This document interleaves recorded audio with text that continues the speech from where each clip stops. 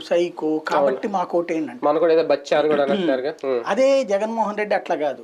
పేదలకి పెత్తందారంటే ఈయన పేదోడు అంటలేదు, నేను పేదోడిని నా కోటేమంటలేదు. ఏమంటుంది, పేదలకి సంక్షేమం నా వల్ల అందింది.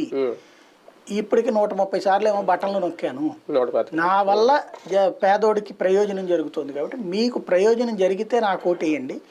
వాళ్ళు ఎప్పుడన్నా ఇంత ప్రయోజనం మీకు చేకూర్చారా వాళ్ళ 5 ఏళ్లలో?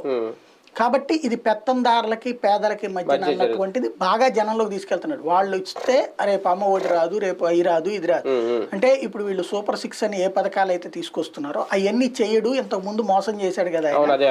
అదే నేనైతే కనుక ఇచ్చిన మాట నిలబెట్టుకున్నాను అనేటువంటిది జనంలోకి తీసుకెళ్లే ప్రయత్నమే జగన్ చేస్తుంది. ఇతను ఏంటంటే తన పాజిటివ్ ఇమేజ్లో 100కి 90% తన పాజిటివ్ ఇమేజ్ ప్రొజెక్ట్ చేసుకుని 10% వాళ్ళందరూ మంచివాళ్ళు కాదని చెప్తాడు.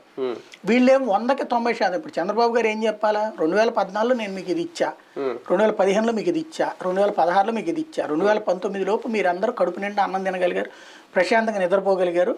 మీరు కంపారిజన్ చూసుకుంటే 2019 నుంచి 24 పాలన బాగుందా, 2014 నుంచి 19 పాలన బాగుందా? మా పాలన స్వర్ణయుగం అని నేను నమ్ముతున్నాను, మీరు నమ్మితే ఓటేయండి అని అడగలుగుతున్నాడు ఆయన? అడగలేకపోతున్నాడు కదా. ఆ డిసడ్వాంటేజ్